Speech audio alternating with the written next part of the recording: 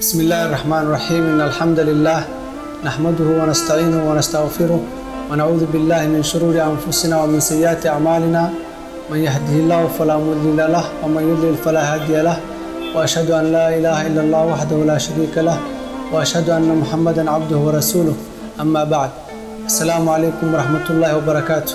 walaalaha muslimiinta dhammaan qaasatan walaalaha Soomaaliyeed, waxaan jeclaystay inaan idinla wadaago 5 qodob oo ku saabsan 10ka dambe ee bisha barakeysan ee Ramadaan si aan uga faa'iideysano habeenka Laylatul Qadriga. qodobka koowaad, waxaan idinku dardaarmayaa habeen walba oo kamid ah 10ka habeen ee ugu dambeysay bisha barakeysan ee Ramadaan inaysan ku dhaafin taraawiixda iyo tahajjudka. Haddii uu Ilaahay ku waafajiyo habeenka Laylatul Qadriga adigoo u taagan taraawiix ama tahajjud, waxay la micno tahay adigoo u taagna taraawiix iyo tahajjud 84 sanadood. qodobka labaad, sadaqayso inta aad awoodo habeen walba oo kamid ah habeenada ugu dambeeya bisha barakeysan ee Ramadaan. haddii uu Ilaahay ku waafajiyo bisha barakeysan gudaheeda habeenka Laylatul Qadriga, waxay la micno tahay adigoo sadaqaysanaya 84 sanadood.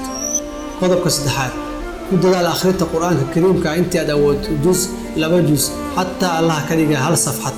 haddii aadan xifdisanin Qur'aanka, waxaa kaaga filan oo akhrin kartaa qul huwallahu ahad ama suuratul ikhlaas si uu qof walba u yaqaan 3 jeer oo micnaheedu yahay adigoo wada akhriya Qur'aanka Kariimka ah.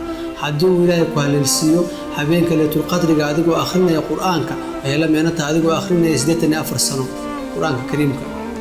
qodobka afraad, badi oo ku dadaal tasbiixda iyo istighfaarta, waxay la micno tahay adigoo tasbiixsanaya 84 sano hadduu Ilaahay kugu beego habeenka Laylatul Qadriga. qodobka shanaad, bari Allah subhanahu wa ta'ala oo duceyso una ducey waalidiintaada, walaalahaaga, caruurtaada, ehelkaaga, wadankeena iyo dhammaan wadamada muslimiinta.